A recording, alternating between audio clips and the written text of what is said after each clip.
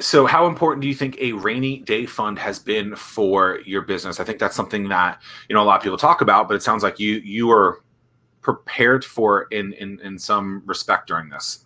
Yeah, I'm old enough where I've lived through a couple of deep recessions, and my parents actually lived through the Depression, and were very good at teaching us the value of a dollar and saving a dollar. And I have always professed to everybody, including my kids and anybody I can talk to try to save 10% or work a way to save 10% of your profit somewhere. Hopefully put it in an IRA or something where you can draw money and it's tax-free, something like that. But any business owner needs to have a rainy day fund. You need to have a backup of cash, and you also have to have a backup of credit lines. It's really, really important to have both, because you never know how long an emergency is going to last, how you're going to need your money. To the person listening to that says rainy day fund, how do I do that? I don't have enough margin in my business. How do you figure that out? You just add 10% on that, from the bottom line, and call it a day, because yeah. I think that's what I think a lot of people know what to do, right? You know what you have to do to be healthy. It's just trying to figure out how to do that. I know that I should be ready for 6 months worth of payroll and have a rainy day fund, but actually doing that is the difficult part. So how does one prepare for a rainy day fund?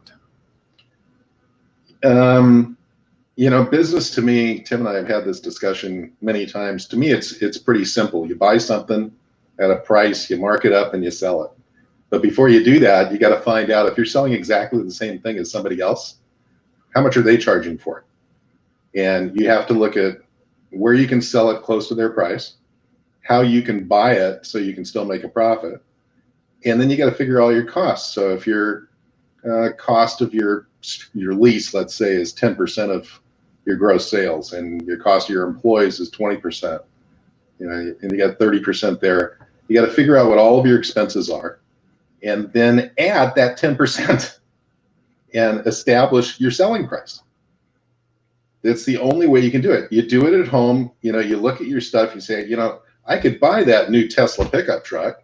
I can afford that. But when I do that, am I going to have enough money left over if something happens to pay my house payment?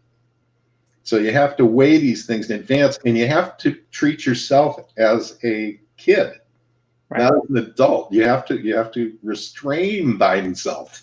It's a lot easier to save 10% before you start spending, as opposed to saving 10% of what's left, which is normally nothing.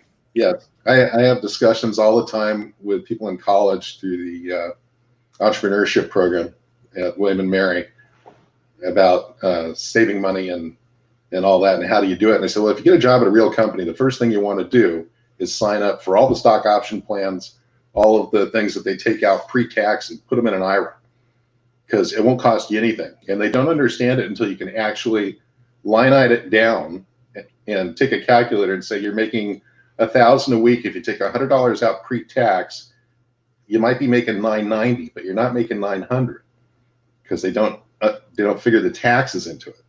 That's right. So business is the same way. It's really simple. A lot of people don't really understand how simple business is, but you got to own a calculator. It's probably the first thing you need to buy when you're going into business. And lucky for everybody, it comes free on your phone. Yeah, they do now. Yeah, you only have to spend $1,100 to get a calculator.